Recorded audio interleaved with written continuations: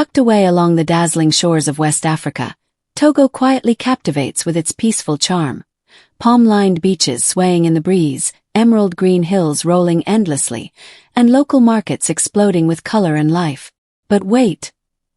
Beyond this postcard-perfect scenery, there's another side to the story, one that's tough to ignore.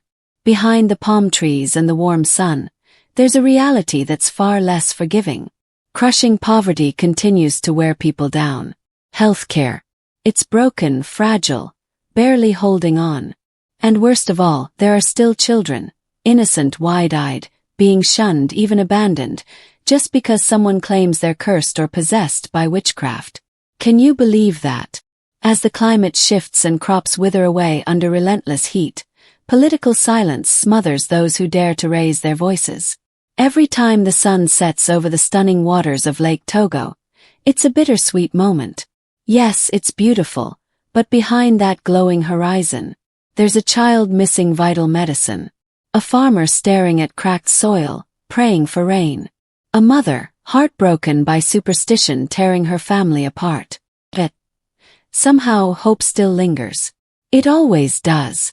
That spark of resilience. It refuses to fade. So today, let's take a closer look at this fascinating land. Its beauty, its struggles, its heartbeat. But hey, before we dive deeper, make sure to like this video and subscribe to our channel, alright? Your support means the world. Thank you. Togo may not be a household name for most travelers, but oh, what a treasure it truly is. This slim stretch of a country is packed with surprises. From golden sands that hug the Atlantic, to cool, mist-draped mountains that seem to whisper stories of old, it's a feast for the senses. And the culture, it's electric. With over 40 vibrant ethnic groups, including the Yu, Mina, and Kabi, Togo shines with rhythmic festivals, spellbinding dances, and spiritual traditions that run deeper than the roots of the oldest baobab tree. Voodoo isn't just a word here. It's a way of life, pulsing with ancient wisdom and fierce pride. If you're someone who craves adventure, something raw and unfiltered, Togo offers experiences that you'll never forget. Picture yourself exploring Lomé's loud and colorful markets, or hiking up into the serene Kloto Mountains. Ever tried bargaining for a hand-woven basket while nibbling on spicy grilled fish? Or watched a ritual dance so intense it sends chills down your spine? That's Togo, baby. Despite its small size, this place packs a punch. Down south, the beaches dazzle with golden light, and Lomé, the capital, hums with energy. You'll feel the pulse of modern Africa while breathing in ocean breeze. Head inland. Lush forests teem with wildlife. Further north, things get rugged. Valleys dip deep, and the mighty Mont Agu towers like a quiet guardian. But it's not just the land. It's the people. Togo is a cultural mosaic, woven from generations of traditions that still live strong today.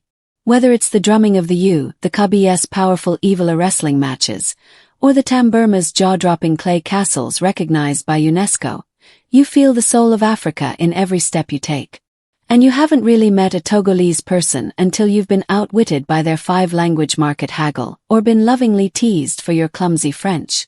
They'll laugh with you, feed you even if you just ate, and somehow, within minutes, you'll feel like you've known them forever. Oh, and that handshake. It's not just a greeting. It's a performance. Snap, clap, and boom. They're asking about your entire ancestry before you've even caught your breath. Hungry? Good, because Togo's cuisine is fire. Not just in spice but in warmth, in the love that's cooked into every dish. Meals here aren't just meals. They're moments. Fufu, fluffy pounded yam or cassava, is the star, dipped into thick, savory peanut or tomato sauces. You'll taste spicy stews brimming with fresh vegetables, meats, or smoky dried fish that hits just right. And guess what? You don't eat alone. Bowls are shared, laughter is served, and strangers become friends. Whether you're munching corn dough with grilled fish by the sea or diving into fermented millet porridge at a bustling street corner, it's about connection. It's about sharing stories between bites and savoring not just food but life. But, and this is important, there are shadows too. And some of them are hard to talk about. Polygamy. Yes, it's real. It's legal. And in many rural areas, it's deeply ingrained in the culture. For generations, men have taken multiple wives, not just for love or tradition, but because it meant more hands on the farm, more status in the village. Larger families often meant greater respect, more power. But for women, the picture's not so rosy. While the law technically says all wives should be treated equally, in practice, that's rarely the case. Inheritance rights are unequal. Financial support is patchy. And women, especially in villages, have few options to push back. Many live in quiet suffering, competing for attention, resources, even affection. Some are married off young, barely teenagers. Yet change is stirring. Younger women, especially those gaining access to education, are beginning to question the system. Urbanization is shifting mindsets. The stats don't lie.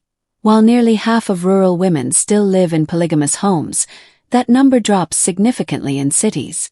NGOs and activists are fighting for reform. But tradition, it's a slow beast to move. Another rising storm. Drugs in schools. It's heartbreaking. Synthetic drugs, even things like tramadol and cannabis, are now showing up disguised as candy or lollipops. Kids, yes, kids are falling into addiction.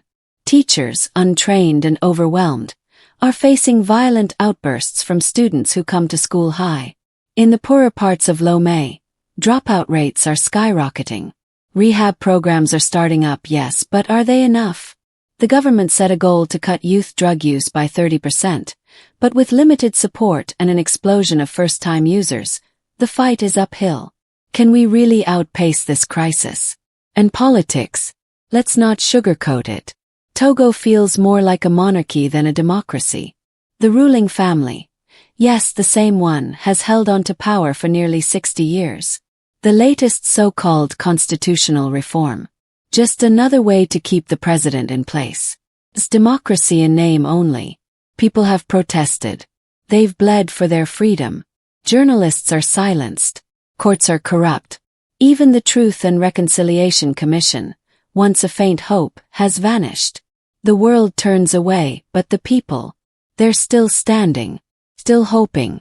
Child marriage, still too common. Almost a quarter of girls are married before 18. Some before 15. In rural zones it's worse. Education is key.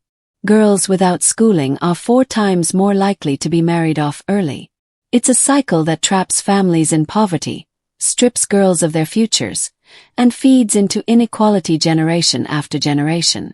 Even though laws exist, loopholes let parents and courts marry girls off at 16. With poverty pressing hard, early marriage is seen as a solution. But at what cost? We need more than laws. We need schools, support, and cultural change. And the schools that do exist, they're barely holding on. Teachers go unpaid.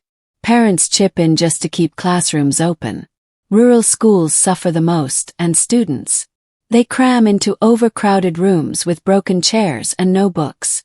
The future of Togo's youth is hanging by a thread. But despite everything, the struggles, the heartbreak, the uphill battles, hope is not lost. It's in the rhythm of the drums, the taste of fufu, the laughter echoing through Lomé's alleys. It's in every girl who stays in school, every activist who speaks out, and every teacher who shows up despite the odds.